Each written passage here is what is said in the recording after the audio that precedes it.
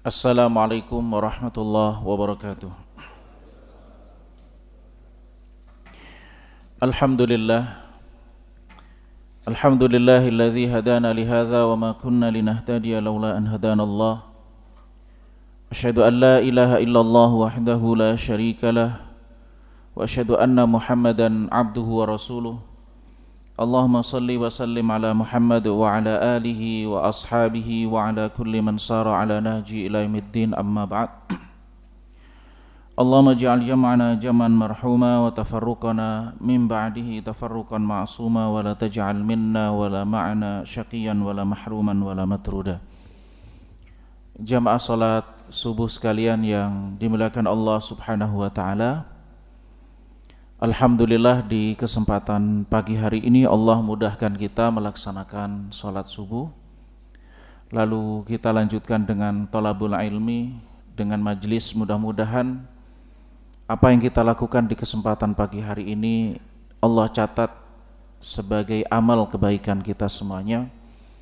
Allah angkat derajat kita, dan sebagaimana Allah pertemukan kita di muka bumi ini dalam amal kebaikan, dalam aktivitas kebaikan, dalam amal saleh, kelak Allah pertemukan kita kembali, Allah kumpulkan kita bersama dengan Nabi SAW yang kita cintai. Amin ya rabbal alamin. Tema kita pada kesempatan pagi hari ini adalah tentang al-mujahadah. Kata mujahadah ini tidak asing lagi bagi kita, sebagaimana juga istilah istiqamah, takwa, kemudian apa lagi Pak? Istilah-istilah yang sudah menjadi bahasa kita sehari-hari, terutama yang berhubungan dengan aktivitas kita sebagai seorang muslim. Apa hakikatnya mujahadah itu? Yang mungkin itu sudah tidak asing di telinga kita, atau sering juga lisan kita mengucapkannya. Al-mujahadah itu berasal dari akar kata, berasal dari bahasa Arab yang akar katanya adalah jim, ha, dan dal. Jahada. Yang kemudian dari akar kata ini muncullah kata al-mujahadah, al-ijtihad, al-jihad. Itu berasal dari akar kata yang sama, yaitu jahada. Kata jim atau kata yang berasal, yang terpadu dari huruf jim, ha, dan dal, itu mengandung makna upaya keras, melakukan sesuatu sekuat tenaga, mencurahkan akal, pikiran, tenaga, emosional, segala yang melekat di dalam diri seseorang untuk melakukan sesuatu. Itu makna dasar dari jahada. Yang kemudian dari kata jahada itu muncullah kata al-ijtihad. Ijtihad. Maka istilah ijtihad ulama atau ijtihad intelektual muslim misalnya, yang artinya ijtihad itu adalah upaya ulama mencurahkan pikiran, tenaganya, badlul juhdi atau badlul wus'i, untuk mencapai satu kesimpulan hukum. Jadi lebih banyak aspek pikirannya, maka dinamakan ijtihad. Ada lagi namanya jihad. Jihad itu kalau makna spesifiknya adalah berperang di jalan Allah Subhanahu wa taala, yang dengan hal itu dia berupaya keras mencurahkan tenaganya hingga mengorbankan harta dan jiwanya. Itu namanya jihad. Tapi kalau kemudian jihad dimaknai lebih luas lagi, adalah mencurahkan tenaga, pikiran, seluruh apa yang Allah berikan kepada dia, seluruh sumber daya yang ia miliki untuk menegakkan agama Allah. Kalau jihad dalam makna umum. Nah, sekarang apa itu mujahadah? Yang dimaksud dengan mujahadah adalah upaya keras seseorang mencurahkan apa yang ada dalam dirinya dalam rangka taat kepada Allah Subhanahu wa taala. Jadi mujahadah ini maknanya lebih luas dari jihad dan istihad. Kalau istihad lebih spesifik, jihad juga istihad lebih spesifik. Tapi kalau mujahadah maknanya adalah lebih luas. Seseorang itu mencurahkan apa yang ia miliki, sumber daya yang Allah titipkan, yang melekat dengan dirinya dalam rangka ketaatan kepada Allah. Jadi semua kita harus mujahadah sesuai dengan levelnya masing-masing, sesuai dengan kemampuannya masing-masing, sesuai dengan tantangannya masing-masing, sesuai dengan bidang konsentrasinya masing-masing. Kan kalau jihad itu pada tema tertentu, pada kasus tertentu. Kalau istihad juga pada medan tertentu. Tapi mujahadah itu berlaku pada semua aspek. Siapapun dia, apapun profesinya, apapun status sosialnya, dalam konteks apapun mujahadah itu berlaku. Nah, mujahadah itu berada pada dua ruang. Berupaya keras, mencurahkan tenaga, pikiran, semua yang dilakukan dalam rangka menjalankan perintah Allah Subhanahu wa taala. Itu di ruang pertama yang di satu sisi. Di sisi yang lain adalah berupaya keras, mencurahkan semua yang dimiliki, tenaga yang dimiliki, pikiran, semua yang ada pada dirinya dalam rangka menjauhi larangan-larangan Allah Subhanahu wa taala. Maka mujahadah itu masuk kepada siapapun dia sesuai dengan levelnya. Nah, bagaimana Allah Subhanahu wa taala menjelaskan tentang mujahadah itu dalam Al-Qur'an?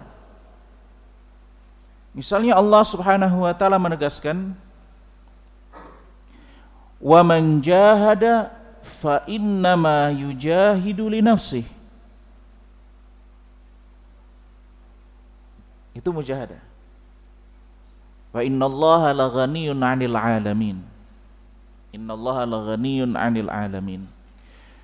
Wa man jahada fa innama yujahidu li nafsihi. Barang siapa yang berupaya keras sekuat tenaga mencurahkan semua yang ada pada dirinya dalam rangka taat kepada Allah, fa innama yujahidu li nafsihi. Maka sesungguhnya dampak dari mujahadah yang ia lakukan itu untuk dirinya.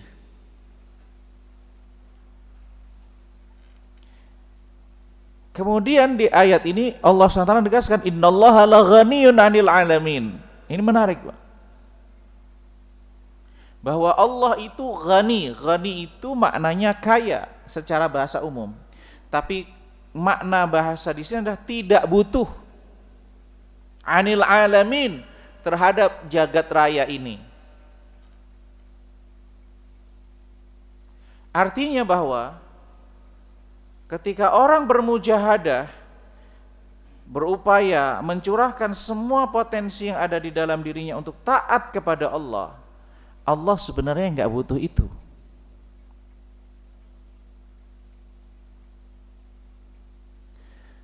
Maka ditegaskan semua kebaikan yang dilakukan oleh seseorang, semakin besar sumber daya, potensi yang ia curahkan untuk ketaatan kepada Allah, semakin besar pula yang akan kembali kepada dirinya. Karena fa innama yujahidu li nafsihi. Karena yang ia lakukan itu sebenarnya untuk dirinya, li nafsihi, untuk dirinya. Manfaatnya maksudnya kembali kepada dirinya.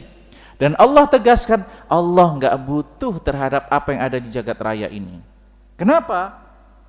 Ayat ini memberikan penegasan kepada kita, bila di dalam diri kita terbesit satu pikiran, kenapa sih saya harus berupaya keras mencurahkan semua yang saya miliki, sumber daya yang miliki, pikiran, karunia Allah berikan untuk taat kepada Allah? Kenapa sih saya berkorban untuk mereka? Kenapa saya harus memikirkan orang yang tidak ada hubungan kekerabatan dengan saya, dan seterusnya dan seterusnya. Ada saudara kita yang terkena bencana, terkena musibah, tetangga kita yang sakit dan seterusnya, lalu kita berusaha menjenguk, berupaya, ada orang berbuat salah kepada kita, lalu kita berupaya untuk menahan emosi, bahkan memaafkan. Semua jenis itu. Kenapa? Kan pertanyaan manusia adalah kenapa? Kenapa Allah merintahkan kita untuk itu? Kenapa Allah merintahkan kita untuk berupaya keras? Mungkin terbesit di dalam diri kita, pikiran kita, bahwa kalau ibadah kita itu berhubungan dengan Allah, itu akan manfaatnya kepada Allah Subhanahu wa taala. Karena sering kali kita itu mengukur sesuatu, itu ukurannya adalah diri kita. Atau kita sebagai manusia seringkali mengukur sesuatu itu berdasarkan apa yang kita lihat dan apa yang kita rasakan. Maka kadangkala cara kita mengukur Allah, ini manusia seringkali, kita semuanya sebagai manusia mengukur tentang Allah, persepsi kita tentang Allah itu sebagaimana kita mempersepsikan diri kita, mempersepsikan kita dengan manusia secara umum. Bagaimana bisa? Kalau kita itu menolong orang lain, kan persepsi kita adalah orang lain itu menerima manfaat dari apa yang kita lakukan. Kalau kita punya sesuatu lalu kita sedekahkan, pikiran kita kan dipengaruhi oleh apa yang kita lihat, visual kita. Bahwa ada fakir miskin datang minta bantuan. Atau, mohon maaf nih, menjelang Ramadan, misalnya ada iftar jama'i dan seterusnya, kita melakukan apa? Terlibat partisipasi dalam iftar jama'i. Atau kita di hari raya kurban menyembelih binatang kurban lalu dibagi-bagi. Karena visual kita itu seringkali menipu kita. Ini yang diungkapkan oleh Imam Al-Ghazali. Seringkali kita itu ditipu oleh visual kita. Maka kenapa Al-Quran itu sebagai petunjuk manusia, petunjuk bagi manusia agar menjadi hidayah bagi kita, kita tidak tertipu dengan visual yang kita lihat. Visual yang kita lihat bahwa ketika kita membantu kepada orang lain itulah yang menerima manfaat. Benar, dia menerima manfaat, tetapi belum tentu sesuatu yang kita berikan kepada orang lain itu rezeki dia. Bisa jadi dia adalah cuma sebagai perantara rezeki pihak ketiga. Tetapi ketika orang sudah membantu orang lain, ketika dia bahkan berniat melakukan kebaikan, sudah Allah catat sebagai kebaikan sempurna. Kalau melakukan kebaikan itu dia eksekusi, maka itu menjadi 10 kali lipat sampai 700 kali lipat sampai kelipatan yang tidak terhingga. Bahkan kalau orang yang berniat melakukan satu kebaikan belum menyempurnakan kebaikan itu, Allah sempurnakan pahalanya. Artinya manfaat apa yang kembali kepada orang tersebut itu sudah pasti selama dia memenuhi kriteria amal. Maka wa man jahada fa innama yujahidu li nafsi. Dan saya rasa ini bisa menjadi kunci keikhlasan. Ini bukan berarti apa istilahnya kita semuanya sudah dapat garansi ikhlas gitu Pak. Tapi mindset kita tentang ini membantu kita untuk ikhlas. Bagaimana? Ketika kita bersedekah sebenarnya kita loh yang mendapatkan dari sedekah itu. Ketika kita membantu orang lain sebenarnya bukan dia dulu, tapi kita dulu yang dapat manfaat. Sehingga untuk melepas itu lebih gampang. Kan godaan keikhlasan itu adalah ungkapannya la nuridu minkum jazaan wala syukura. Saya tidak minta balasan dan tidak minta terima kasih. Kan orang ketika kita membantu seseorang, kan godaannya adalah dia membalas atau dia berterima kasih. Maka ketika ayat ini menjadi basis kita di dalam beramal, dalam ketaatan apapun itu, membantu kita untuk bisa berdialog dengan hati kita untuk ikhlas. Wa man jahada fa innama yujahidu li nafsi. Sesungguhnya ketika orang berupaya keras bertakwa kepada Allah, segala bentuk ketakwaan itu kembali kepada dirinya. In ahsantum li anfusikum. Kalau engkau berbuat baik, maka sesungguhnya berbuat baik kepada dirimu. Wa in asa'tum falaha. Kalau berbuat buruk, maka juga berbuat buruk pada diri sendiri. Maka berpikir ulang kalau mau berbuat buruk. Begitu juga man amila salihan fali nafsihi wa man asa'a fa 'alaiha. Barang siapa yang beramal saleh maka itu untuk dirinya. Wa man asa'a fa 'alaiha. Barang siapa yang berbuat buruk maka dia berbuat buruk bagi dirinya. Kebaikan dan keburukan sama sekali tidak akan berdampak kepada Allah Subhanahu wa taala. Maka innallaha laghaniyun 'anil 'alamin itu ditegaskan sebagai kata ibaratnya gini. Sebelum orang berpikir sudah dikunci oleh Allah. Sebelum orang berpikir bahwa Allah akan menerima manfaat dari kebaikan kita, Allah sudah kunci. Kamu berbuat baik itu sebenarnya sama sekali Allah nggak butuh itu. Nah gitu. Jadi sebelum pikiran itu muncul, ayat ini sudah mengunci. Kenapa? Ada hikmah di situ, karena Allah lebih mengetahui cara berpikir manusia daripada manusia itu mengerti tentang cara berpikir dirinya. Maka sebelum manusia berpikir tentang itu, sudah Allah kunci.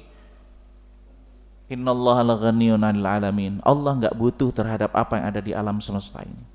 Karena Allah yang menciptakannya. Alamlah yang butuh kepada Allah, bukan Allah yang butuh kepada manusia. Maka kalau semua yang ada di langit ini, semua yang ada di muka bumi ini, semua di jagat raya ini bertakwa kepada Allah, taat kepada Allah, bermujahadah mendekatkan diri kepada Allah, sama sekali tidak akan menambah keagungan Allah SWT. Begitu juga ketika semua yang ada di jagat raya ini kufur, tidak taat kepada Allah tanpa terkecuali, maka sama sekali tidak akan membahayakan, tidak akan mengurangi keagungan Allah Subhanahu wa taala.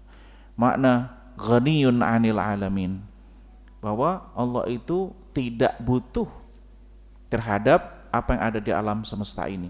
Berbeda dengan kita. Kalau kita membantu orang lain, kita berbuat kepada orang lain, karena manusia itu pada dasarnya tidak bisa sendiri, butuh orang lain. Nah, persepsi itulah yang seringkali, apa yang sering kita lihat itulah yang seringkali membuat persepsi kita terhadap Allah Subhanahu wa taala. Nah, itu terkait mujahadah. Kemudian juga Allah Subhanahu wa taala menegaskan, "Walladzina jahadu fina lanahdiyannahum subulana." Wa innallaha lama'al muhsinin. Barang siapa yang berupaya keras taat di jalan kami, walladzina jahadu fina, bermujahadah, berupaya keras, mencurahkan semua yang dia miliki, emosinya, pikirannya, tenaganya, lanahdiyannahum subulana, Allah bukakan jalan bagi kami. Wa innallaha lama'al muhsinin, dan Allah bersama dengan orang yang berbuat baik, berbuat ihsan. Maka jamaah sekalian yang dimuliakan Allah SWT, ada satu ungkapan, ini sebenarnya banyak ulama yang mengungkapkan, tapi di antaranya Syekh Abdul Rahman As-Sa'di dalam tafsir Taisir Kalimur Rahman. Beliau itu mengatakan begini, bahwa wa jazaa'u al-hasanah ba'daha, hasanah ba'daha. Balasan satu kebaikan, kebaikan berikutnya. Wa jazaa'us sayyi'ah sayyi'ah ba'daha. Dan balasan satu keburukan, keburukan berikutnya. Maka ketika orang bermujahadah, berupaya keras takwa kepada Allah, upaya keras yang ia lakukan itu akan mendatangkan kebaikan berikutnya. Lanahdiyannahum subulana. Bisa jadi seseorang itu hanya ingin melakukan satu proyek kebaikan. Begitu ia masuk dalam satu kebaikan itu, maka akan dibukakan lagi pintu kebaikan berikutnya. Begitu dia melakukan satu kebaikan, maka kemudian dia akan bukakan pintu kebaikan yang lainnya. Begitu dia sudah masuk lagi, akan dibukakan lagi pintu kebaikan berikutnya. Jadi, maka di dalam Islam itu juga, la tahqiranna minal ma'rufi syai'a. Jangan sederhanakan, jangan menyepelekan satu kebaikan sekecil apapun. Walau antalqa akhaka biwajhin talq. Meskipun itu hanya dalam bentuk bermuka cerah, apa itu istilahnya? Lawannya masam, ceria ya, sumringah orangnya. Bermuka sumringah ketika ketemu dengan saudaranya. Itu adalah satu kebaikan, dan kebaikan itu bisa mengantarkan kepada kebaikan berikutnya. Maka prinsip Islam itu, kebaikan sekecil apapun itu dihargai. Sekecil apapun. Karena kita tidak tahu dari pintu mana Allah akan memberikan rahmahnya kepada kita. Dan kita juga tidak tahu dari pintu mana Allah akan menyelamatkan kita. Dan kita juga tidak tahu dari pintu mana Allah mengampuni segala dosa dan kesalahan kita. Bisa jadi sesuatu amal yang kita anggap luar biasa justru tidak bernilai. Dan bisa jadi satu amal yang kita anggap itu tidak bernilai, tapi justru oleh Allah Subhanahu wa taala memberikan nilai. Karena sesuatu itu kita anggap tidak bernilai, ya sederhana, dilakukan secara ya tidak dipikirkan begitu saja. Justru disitulah dia tidak memikirkan imbal balik. Disitulah dia ada keikhlasan. Tapi karena amal itu menilai sesuatu yang besar, justru kita menghitung-hitung. Ataupun kemudian kita punya persepsi-persepsi yang menghancurkan keikhlasan kita, maka kemudian tidak ada nilainya. Nah, maka Allah Subhanahu wa taala berjanji, "Walladzina jahadu fina lanahdiyannahum subulana." Orang kalau benar-benar berupaya, serius, taat, ikhlas, mencurahkan, berupaya di jalan Allah, Allah akan bukakan jalannya. Maka muncul pertanyaan lagi, bagaimana dengan hadis orang di dalam hadis Arba'in, Pak? Yang ini kadang-kadang memunculkan persepsi negatif. Ada orang yang beramal dengan amal ahli surga, sehingga jarak antara dia dengan surga itu illa zira. Pernah dengar hadisnya? Satu hasta. Lalu didahului oleh takdir dia, maka kemudian dia melakukan amal ahli neraka, masuk dalam neraka.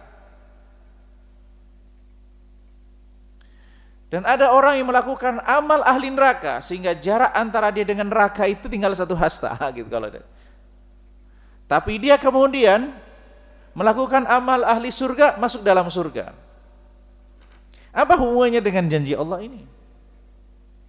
Bahwa Al-Quran dengan hadis itu enggak kontradiksi. Maka para ulama menjelaskan hadis yang terkait dengan hal itu, orang yang melakukan amal ahli surga lalu diakhiri dengan melakukan amal ahli neraka dan masuk dalam neraka, tentang orang-orang munafik. Selama orang itu tulus, tidak ada kemunafikan di dalam dirinya, taat kepada Allah, mengagungkan Allah Subhanahu wa taala, dia sebagai muslim seutuhnya berupaya keras mendekatkan diri kepada Allah, Allah sudah janji dan Allah enggak akan menzalimi hambanya. Allah berjanji akan bukakan jalan baginya. Maka betapa banyak jamaah sekalian kita menemukan di dalam hidup ini orang yang memulai satu proyek kebaikan, lalu kemudian kebaikan itu terus tumbuh. Awalnya wakaf, apalah begitu misalnya. Wakaf untuk bantu anak yatim misalnya. Kemudian terbuka lagi wakaf menjadi usaha, menjadi dari anak yatim berkembang menjadi fakir miskin, berkembang lagi kepada janda, berkembang lagi kepada usaha-usaha pengembangan ekonomi. Walladzina jahadu lanahdiyannahum subulana. Kalau dimulai dengan keikhlasan, Allah akan bukakan pintu kebaikan demi kebaikan. Nah, kapan kita limit mujahadah itu, Pak? Kalau kita bekerja kan ada masa pensiunnya nih. Ibadah nggak ada pensiunnya. Menjadi hamba Allah nggak ada pensiunnya. Bermujahadah nggak ada limitnya. Sebagaimana Allah tegaskan, wa'bud rabbaka hatta ya'tiyakal yaqin. Sembahlah Rabbmu sampai datang yang yakin itu. Maksudnya apa? kematian. Ini kadang disalah pahami, Pak. Jadi orang itu kalau sudah pada level tertentu, dia tidak sholat lagi, cukup iling. Saya kan udah yakin gitu. Jadi sudah nggak lagi sholat. Gitu. Maka penting bahwa memahami Al-Quran itu penjelasan para ulama melalui kitab tafsir. Tidak tafsir cocok logi. Sekarang itu bahaya, Pak. Kadang-kadang tafsir cocok logi itu tafsir yang paling berbahaya. Jadi semua yang Al-Quran itu dicarikan kecocok-cocokannya. Baik kadang-kadang kecocokan itu adalah fakta-fakta sains, fakta-fakta sosial, berhubungan dengan hari kiamat dan seterusnya. Hari kiamat terjadi di tahun 2000 katanya, ternyata sudah tahun 2000 belum terjadi. Katanya 2015, mundur lagi, dipending lagi. Itu bahaya yang cocok lagi. Termasuk ini, wa'bud rabbaka hatta ya'tiyakal yaqin. Maksudnya adalah sampai kematian. Maka orang itu kita semuanya di challenge, di tantangan kita itu bermujahadah sampai pada limit terakhir itu.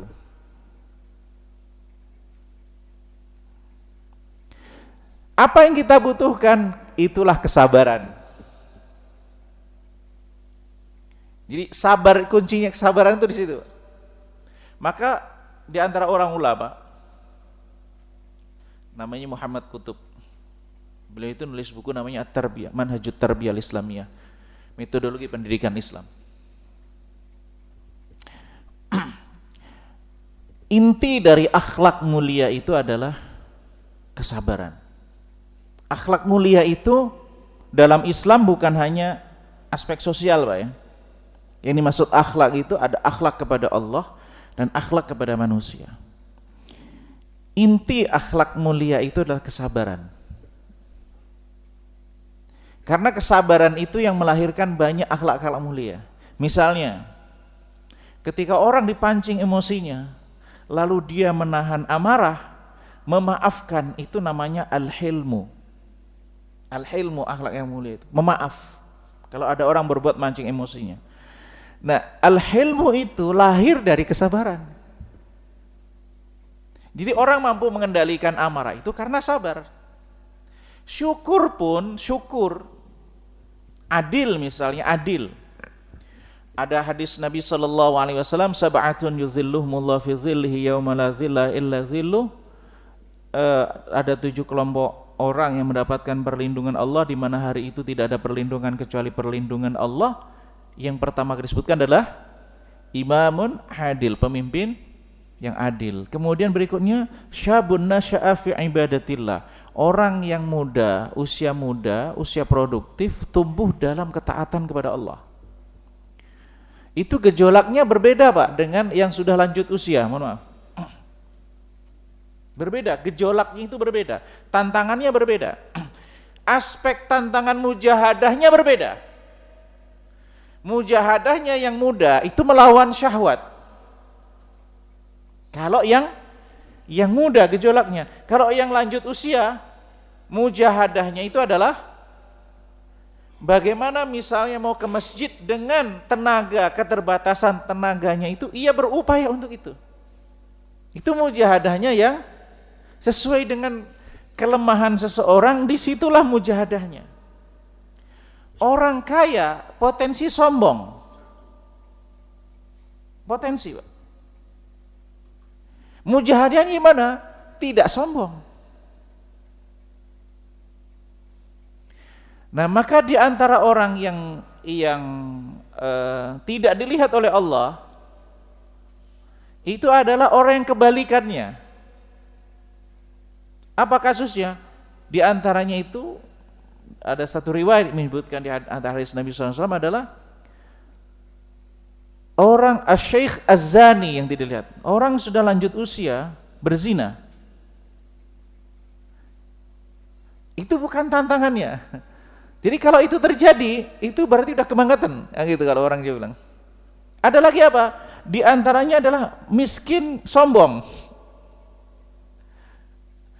Miskin itu ya tidak sombong gitu, karena nggak ada potensi untuk sombong.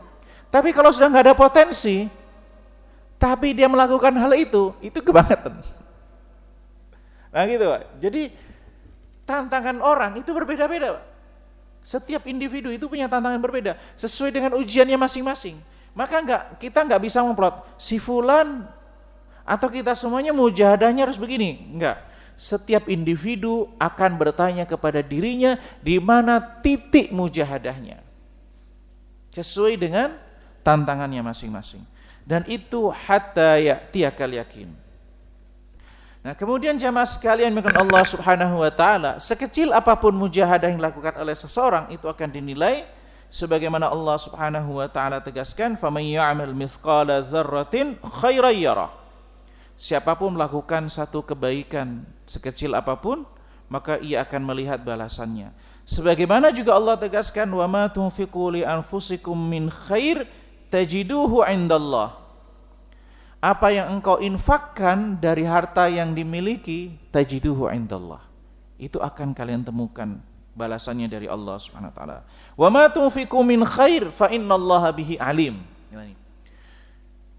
Ini maknanya, penekanannya berbeda lagi. Wa ma tunfiqu min khair fa innallaha bihi alim. Apa yang engkau berikan min khair, min itu sebagian. Jadi bukan seluruh harta. Sebagian kecil dari harta itu, sekecil apapun itu diberikan, fa innallaha bi'alim. Allah tahu itu. Maka tidak perlu berkecil hati dengan sekecil apapun kebaikan yang dilakukan. Nah, jamaah sekalian berkata Allah Subhanahu wa taala, bagaimana seseorang melalui tahapan-tahapan mujahadah itu? Apa yang harus diprioritaskan dalam mujahadah? Ini dijelaskan oleh Nabi sallallahu alaihi wasallam dalam satu hadis. Jadi harus kita bedakan antara di dalam ibadah mujahadah itu antara proses, hasil dan tujuan. Salah menempatkan ini dalam ibadah bisa terjebak, Pak. Proses, buah atau hasil serta tujuan. Nah, ini dijelaskan dalam hadis Nabi sallallahu alaihi wasallam. Diriwayatkan oleh Abu Hurairah radhiyallahu taala anhu bahwa qala Rasulullah sallallahu alaihi wasallam, Rasulullah sallallahu alaihi wasallam bersabda, "Innallaha qala, innallaha ta'ala qala." Ini hadis qudsi. Nabi sallallahu alaihi wasallam menyampaikan dalam bentuk hadis bahwa Allah Subhanahu wa taala berfirman, bukan Quran. Apa bedanya Quran dengan hadis yang semacam ini? Kalau Quran itu kan lafaz dan maknanya dari Allah. Kalau hadis qudsi maknanya dari Allah, lafaz redaksinya dari Rasulullah. Itu beda sih. Hadis qudsi dengan Al-Quran. Nah, ini hadis qudsi. Man adali waliyan faqad adzantuhu bil harb. Siapa yang memusuhi, menyakiti kekasihku. Ini seringkali dipakai juga tentang wali-wali, Pak. Siapa yang memusuhi wali-waliku maka akan ini. Man adzali waliyan faqad adzantuhu bil harb. Maka siapa yang memusuhi waliku, nah gitu. Bahasa terjemahan ini, Pak. Tapi maksudnya wali itu di dalam Al-Qur'an maknanya tidak hanya satu. Wali itu bisa maknanya kekasih, bisa maknanya penolong. Maksudnya di sini siapa yang menyakiti kekasihku. Artinya hamba-hamba yang dicintai oleh Allah, faqad adzantuhu bil harb. Azan itu ini, Pak. Apa azan? Panggilannya. Tapi maknanya di sini faqad adzantuhu, aku deklarasikan bahasa kita. Bil harb, perang. Ini sama dengan riba, Pak. Ayat yang berhubungan dengan riba. Nah, siapa yang memusuhi, menyakiti kekasihku, maka aku deklarasikan perang dengan dia. Kalau kita bayangkan bagaimana orang berperang dengan Allah. Siapa yang akan bisa melawan Allah SWT? Siapakah kekasihnya ini? Nah, wali itu siapa? Ala inna awliya Allahi la khawfun alaihim wa lahum yahzanun. Ketahuilah bahwa kekasih-kekasih Allah itu la khaufun 'alaihim wa lahum yahzanun. Mereka itu tidak takut dan tidak bersedih. Jamaah sekalian, sifat la khaufun 'alaihim wa lahum yahzanun itu adalah sifat surga. Artinya kekasih Allah itu masuk surga, sederhananya gitu. Siapakah mereka? Alladzina amanu wa kanu yattaqun. Orang-orang yang beriman dan mereka bertakwa. Takwanya bagaimana? Wa anna hadza sirati mustaqiman fattabi'uh. Ini adalah jalanku yang lurus, maka ikutilah. Dzalikum wasaqum bihi la'allakum tattaqun. Wala tattabi'us subula, jangan ikuti jalan-jalan yang lain, fatafarraqu bikum an sabili. Kalian akan tercerai-berai keluar dari jalan-jalan yang lurus itu. Dzalikum wasaqum bihi la'allakum tattaqun. Ini wasiat yang disampaikan kepada kalian agar bertakwa. Artinya, ketakwaan itu yang mengikuti jalan Allah. Nah, kalau kembali ke hadis ini, bagaimana capaian seorang menjadi kekasih Allah? Atau tahapan mujahadah itu, proses mujahadah itu di prosesnya ini bagaimana? Allah Subhanahu wa taala berdasarkan hadis ini mengatakan, "Wa ma taqarraba ilayya 'abdi bi syai'."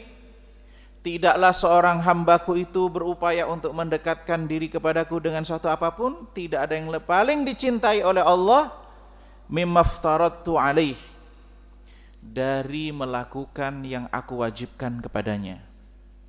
Jadi amal yang paling dicintai oleh Allah adalah amal yang statusnya wajib dilakukan. Maka orang kalau standar minimal ingin menjadi wali Allah apa? Melaksanakan perintah yang sifatnya wajib. Maka standar minimal wali kalau kita menilai, dia sholat enggak? Dia puasa enggak? Dia zakat enggak kalau dia mampu? Dia haji enggak kalau dia mampu? Standar minimal wali itu Pak. Standar mujahadah yang harus berlaku kepada semua orang adalah ini. Semua kita. Ada yang sifatnya fardu ain, ada yang sifatnya fardu kifayah. Fardu ain adalah kewajiban yang harus diselesaikan setiap individu, dan itu adalah identitas individu. Kalau fardu kifayah adalah identitas kolektif, beban kolektif. Jadi bedanya adalah kalau fardu ain itu adalah identitas individu, beban individu, kewajiban individu yang harus diselesaikan oleh setiap individu. Kalau fardu kifayah adalah identitas kolektif, kewajiban kolektif. Kalau dari sekian orang itu sudah menyelesaikannya, maka itu sudah diselesaikan secara kolektif. Nah, amal yang paling dicintai oleh Allah untuk mendekatkan diri kepada Allah itu enggak ada lain adalah, yang paling dicintai Allah adalah mimma aftaradtuhu alaih, yang aku wajibkan kepadanya. Maka pertanyaannya, salat subuh dengan salat tahajud lebih dicintai Allah mana? Salat subuh. Salat isya dengan salat apa? Tarawih lebih dicintai Allah, salat yang mana? Salat isya. Termasuk zuhur, asar, maghrib. Maka PR bagi kita semuanya, ini masuk dalam semua hal Pak, bisa masuk semua hal. Termasuk misalnya kita sebagai orang tua, anak sebelum balik yang harus diselesaikan adalah hal ini, karena ini tanggung jawab individu.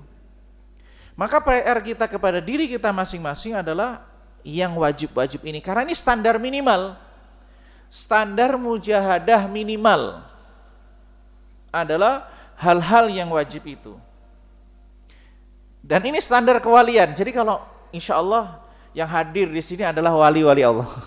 Karena apa? Pada hari ini adalah melaksanakan sholat subuh. Apalagi sholat subuhnya berjamaah. Gitu. Jadi kita gak perlu sibuk nyari wali Pak. Nyari wali di mana Pak? Nyari di masjid. Yang sholat subuh berjamaah di masjid itulah insya Allah kekasih Allah, itulah wali-wali Allah. Jadi nggak perlu sebenarnya kita itu, maksudnya bukan nggak harus misalnya harus memotong waktu yang sangat panjang ketemu dengan wali Allah dalam pengertian ini. Maksudnya kalau hanya sebatas mau ketemu wali gitu ya, pergilah ke masjid, disitulah kekasih Allah Subhanahu wa taala. Dan kita berdoa mudah-mudahan apa yang kita upayakan itu menjadi sebab kecintaan Allah kepada kita semuanya. Amin ya Rabb. Kemudian selanjutnya, wa ma yazalu 'abdi yataqarrabu ilayya bin nawafil hatta uhibbah. Dan hambaku itu terus berupaya untuk mendekatkan diri kepadaku dengan nawafil. Apa yang maksud dengan nawafil itu? Nafilah. Nafilah itu apa? Dari kata nafil. Maka di dalam Al-Quran ada namanya surah Al-Anfal. An-Nafl atau Al-Anfal, memang di surah Al-Anfal itu bisa dimaknai ghanimah. Ghanimah itu harta rampasan perang. Tapi An-Nafl dalam konsep fikih itu begini, Pak. Kalau dalam suatu pertempuran ada salah satu pasukan itu yang bisa memiliki prestasi. Misalnya menembus benteng musuh, atau dia melakukan sesuatu yang sangat prestisius. Nah, itu dia diberikan tambahan bonus. Ya mungkin kalau perusahaan dia bagian marketing, dia mampu mencapai penjualan dalam target penjualan mencapai angka lebih dari target gitu misalnya. Maka diberi bonus namanya an-nafl. Nah, nafilah, salat nafilah itu adalah seperti itu, tambahan. Jadi kita itu standar minimalnya fardhu. Jadi orang itu kalau menyaksanakan salat fardhu saja, Pak, tanpa qabliyah, tanpa ba'diyah, tanpa witir, tanpa tahajud, meninggalkan kabair, masuk surga. Masuk surga. Itu pernah diungkapkan oleh Nabi kepada seorang badui, yang kepada Nabi ketika menjelaskan tentang rukun Islam, dia bilang, saya cukup dengan itu saja, nggak akan menambahi dan akan mengurangi. Ketika orang ini pergi, aflah in sadaq. Aflah itu menang kalau dia jujur, tulus. Maksudnya masuk surga dia kalau jujur dengan dia lakukan. Artinya kalau orang itu standar wajibnya itu terlaksana dengan baik, tidak melakukan kabair, masuk surga insyaallah. Tidak melakukan dosa-dosa besar, masuk surga. Tapi ada orang pengen bonus, kan nggak cukup dengan apa Pak? Gaji pokok ya. Ini pengen tambahan dong. Nah gitu. Maka hatta uhibbah, sampai aku mencintainya, benar-benar lebih mencintainya. Fa idza ahbabtuhu, kalau dia itu sudah aku cintai, kuntu sam'ahu alladhi yasma'u bih. Maka ketika orang itu sudah mencintai Allah dan dicintai oleh Allah, maka kalau terjemahan bahasanya maka kuntu sam'ahu alladhi yasma'u bih, aku adalah pendengaran dia yang dengannya mendengar. Itu terjemahan letterlek, Mbak. Maksudnya adalah dia itu mendengar sesuai dengan aturan yang Allah gariskan untuk dia dengarkan. Dia enggak akan mendengarkan sesuatu yang dilarang oleh Allah untuk didengarkan. Wa basarahu alladhi yubsiru bih, penglihatannya yang dengannya ia melihat. Jadi dia kendalikan penglihatannya. Kemudian wa yadahu alladhi yabtishu biha, dan tangannya yang dengannya dia memukul. Jadi artinya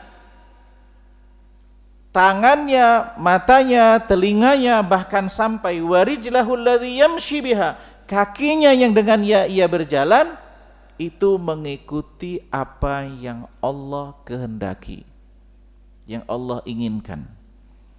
Wa in sa'alani la u'tiyannah.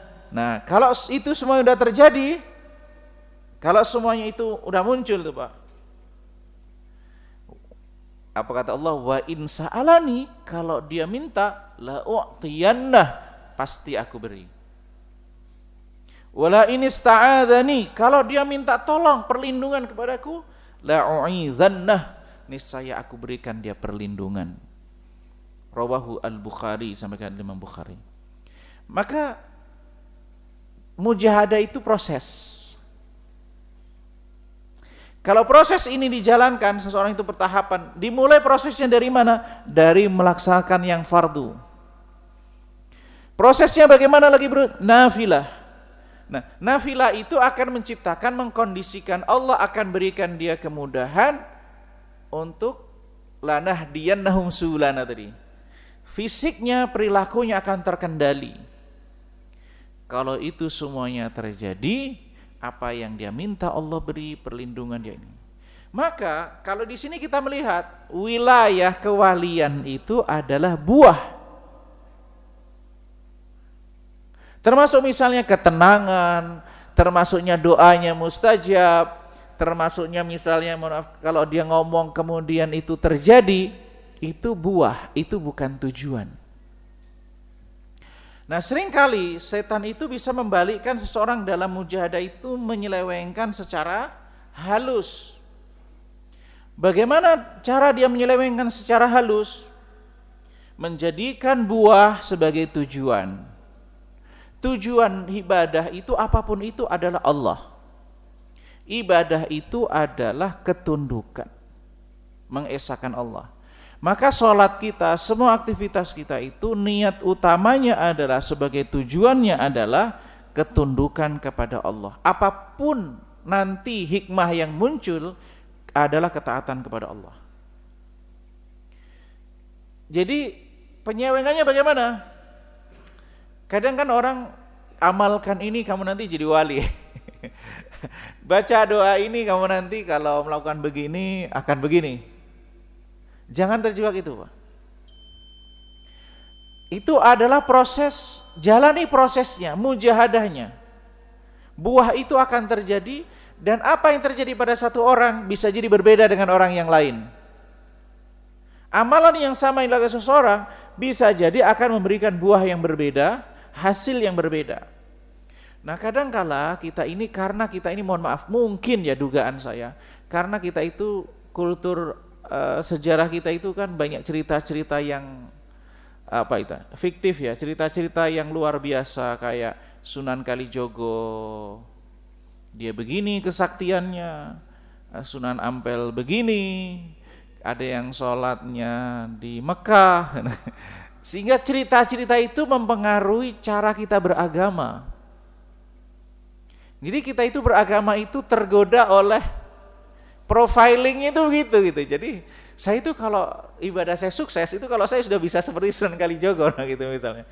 Padahal itu adalah sesuatu yang bisa saja iya, bisa tidak. Maksudnya sesuatu yang digambarkan, misalnya ada satu kelebihan, ada sesuatu yang karomah itu iya real, tapi karomah itu buah, bukan tujuan. Karomah itu real dan karomah itu hak. Ahlussunnah mengakui adanya karomah. Tapi karomah yang diberikan oleh seseorang itu kita nggak ada urusan, Mbak. Seseorang itu ini masing-masing. Itu karomah itu urusan pribadi seseorang dengan Allah, bukan dia dengan publik, bukan individu dengan yang lain. Dan karomahnya bisa jadi bentuknya macam-macam. Dan karomah yang paling tinggi itu istiqomah. Karena apa? Istiqomah itu dampaknya ke akhirat. Adapun, nah ini ada ungkapan yang cukup menarik. Karomah, bisa terbang misalnya. Itu biasa. Burung aja bisa terbang. Gitu. Karomah bisa berjalan di atas air atau bisa menyelam di air, itu biasa. Kenapa? Ikan nggak beribadah, ini dia bisa berenang. Maksudnya gitu. Ini menurut masa sindiran para ulama, saya baca di salah satu ini, itu sindiran cukup menohok. Kita itu kadang-kadang terlalu wah dengan karomah-karomah materialistik. Bisa terbang, bisa berjalan air. Kadang-kadang ada cerita pesawat yang udah terbang suruh balik, kan ada gitu cerita-cerita gitu, Pak. Sehingga kadang-kadang itu terpedaya.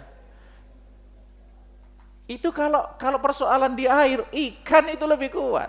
Kalau persoalan manjat, monyet lebih pintar. Kalau persoalan apa lagi, Pak? Tapi justru yang nggak ada pada makhluk itu yang luar biasa. Nah, Itu yang perlu menjadi perhatian kita bersama jemaah sekalian. Maka kalau kemudian itu terjadi, ya doanya terkabul dan semuanya itu adalah buah dari mujahadah. Tapi bukan tujuan dari mujahadah itu. Mujahadah adalah bagian dari proses. Nah, jemaah sekalian, ada satu hadis yang ini menarik bagi kita yang ada hubungan dengan mujahadah. Tidak semua beberapa hadis saya sebutkan. Al-mu'minul qawi khairun wa ahab ilallah minal mu'minid dha'if. Pernah dengar ini Pak hadis? Orang mukmin yang kuat itu lebih baik dan lebih dicintai oleh Allah daripada mukmin yang dhaif. Ini saya menemukan bahkan sebagian ustadz, Pak. Ini kritik ustadz ke ustadz. Jadi menafsirkan al-mu'minul qawiyyu khairun wa habbu ilallah, mukmin yang kuat fisiknya. Maka kenapa? Pergilah ke apa itu? Supaya apa? Kan hadisnya al-mu'minul qawi khairu wa habbu ilallah minal mu'minid dhaif. Ternyata kalau kita kembali kepada ulama-ulama yang menjelaskan hadis, bukan itu maksudnya. Bahwa orang mukmin yang kuat imannya itu lebih baik daripada orang mukmin yang lemah imannya. Kenapa? Kuat di sini dinisbatkan kepada mukmin, bukan kepada fisik. Maka dalam hal ini, mohon maaf, kekuatan fisik seseorang itu kan ada yang memang sudah genetiknya dia kuat, meskipun ya ada potensi dilatih menjadi kuat. Di dalam Islam itu seringkali dinamakan fadl, Pak. Jadi di dalam istilah dalam Al-Quran itu ada beda, namanya fadl dengan khair. Fadl itu kelebihan. Kelebihan itu sifatnya duniawi seringkali. Contohnya apa? Kecerdasan, kekayaan, kekuatan fisik, ketampanan, nasab, itu namanya fadl, duniawi.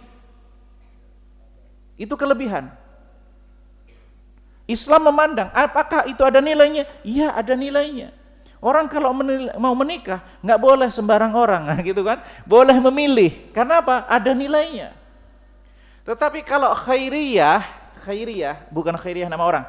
Khairiyah yang sifatnya khair, disebutkan dengan bahasa khair, yang maknanya kebaikan, itu selalu relate dengan amal, sesuatu yang bisa memilih. Contohnya, faman ya'mal mithqala dzarratin khairan yarah. Jadi beda, fadl dengan khair itu beda. Contohnya lagi, maka di hadis ini al-mu'minul qawi khairun, khair lebih baik. Berarti apa? Ada wilayah amalnya di balik itu, ada wilayah pilihan di situ. Maka orang yang mujahadahnya lebih banyak, itu kan orang mujahadahnya lebih kuat, berarti mukmin yang kuat. Yang kuat yang bagaimana? Yang kaya mampu menahan godaan dengan kekayaannya. Yang miskin yang mampu menahan godaan karena kemiskinannya. Yang muda yang mampu menahan gejolak godaan karena mudanya. Yang lanjut usia yang mampu tahan kuat dengan godaan karena lanjut usianya. Itu yang lebih baik daripada minal mu'minid dhaif, daripada orang yang mukmin yang lemah. Yang lemah yang bagaimana? Kaya tapi lemah. Lemahnya orang kaya bagaimana? Menggunakan kekayaannya untuk turutkan hawa nafsunya. Orang miskin yang lemah bagaimana? Kemiskinannya menjadikan dia menjual agamanya. Orang muda yang lemah yang bagaimana? Menurutkan syahwat mudanya. Orang yang kaya yang lanjut usia yang lemah bagaimana? Menurutkan godaan, kekurangan dan kelemahan-kelemahannya. Itu yang lemah. Jadi ini terjadi pada semua pintu. Maka al-mu'minul qawi khairu wa ahabbu ilallah minal mu'minid dhaif. Lalu Nabi berpesan, ihris ala ma yanfa'uk. Berambisilah mendapatkan sesuatu yang bermanfaat. Sesuatu yang bermanfaat itu apa, Pak? Tidak membahayakan akhirat, baru memberikan manfaat dunia dan akhirat.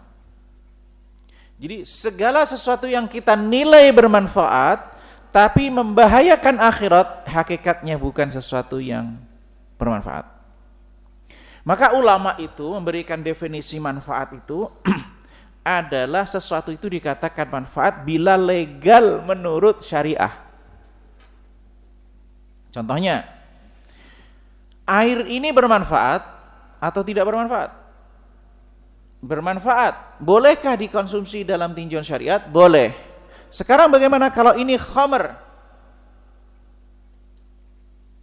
Apakah itu dinamakan bermanfaat? Mungkin orang dalam situasi dingin ingin menghangatkan badannya, dia menganggap persepsinya adalah bermanfaat. Tapi dalam pandangan Islam tidak bermanfaat, maka enggak boleh diperjualbelikan. Jadi manfaat itu, definisi manfaat itu adalah memiliki dampak positif plus dilegalkan oleh agama. Maka kalau itu kriterianya, berambisilah apapun itu. Wasta'in billah, minta tolong kepada Allah. Wala ta'jaz, jangan lemah. Fa in asabaka syai', kalau engkau mendapatkan satu musibah, satu yang enggak nyaman, la taqul, jangan katakan law fa'altu kadza kana kadza. Seandainya saya begini pasti begini, kalau begini akan begini. Jadi kalau terjadi sesuatu yang memang terjadi, jangan larut dengan seandainya saja saya begini, pasti begini. Kalau saya tadi begini, pasti enggak akan begini. Kan begitu Pak godaannya kalau kita lagi dapat situasi sulit. Tetapi katakan qaddarallah, ya ini sudah Allah takdirkan, masya'a fa'al, apa yang Allah tetapkan kehendaki terjadi. Kalau enggak, membuka pintu setan. Maka jamaah sekalian dengan Allah Ta'ala, maka ini dapat saya sampaikan, kita semuanya punya tantangan, masing-masing punya tantangan, punya godaan masing-masing, punya ujian masing-masing. Maka mujahadah itu adalah berupaya sekeras mungkin mencurahkan tenaga yang kita miliki untuk taat kepada Allah. Taat dalam artian menjalankan perintah Allah Subhanahu wa taala dan menjauhi apa yang dilarang oleh Allah sesuai dengan posisi kita masing-masing. Kita ini berbeda-beda, maka enggak boleh orang itu menjudge orang lain dengan gampang, itu begitu Pak. Kenapa? Karena orang itu punya ujiannya berbeda-beda. Bisa jadi kita itu bahkan termasuk kalau ada orang diuji Pak, kita itu bukan meremehkan kita, justru kita memuji kepada Allah yang menyelamat kita dari ujian itu dan berlindung kepada Allah agar tidak diuji dengan ujian yang sama. Maka kalau kita ada saudara kita, mohon maaf, misalnya diuji anaknya kecanduan narkoba, apalagi ada anaknya yang nakal, atau ada istrinya yang bermasalah, atau suaminya yang bermasalah, kita berlindung kepada Allah. Alhamdulillah kita nggak diuji dengan ujian itu, karena belum tentu kalau kita diuji dengan ujian itu kita kuat. Kita mujahadahnya, mari kita cari PR kita apa. Tapi ini bukan berarti menutup pintu amar ma'ruf nahi mungkar, bukan Pak. Tapi amar ma'ruf nahi mungkar tetap jalan, kita mengajak pada kebaikan, melarang pada keburukan. Tapi kita masing-masing punya PR individu untuk bermujahadah. Mujahadah dengan salat, dengan yang wajib, kemudian kita dengan tambah yang sunnah. Mudah-mudahan Allah memberikan derajat yang terbaik bagi kita semuanya, mendapatkan keberkahan di dunia dan akhirat kelak. Amin amin ya rabbal alamin. Mungkin waktunya terbatas, kalau ada pertanyaan saya persilahkan. Ya, silakan. Iya.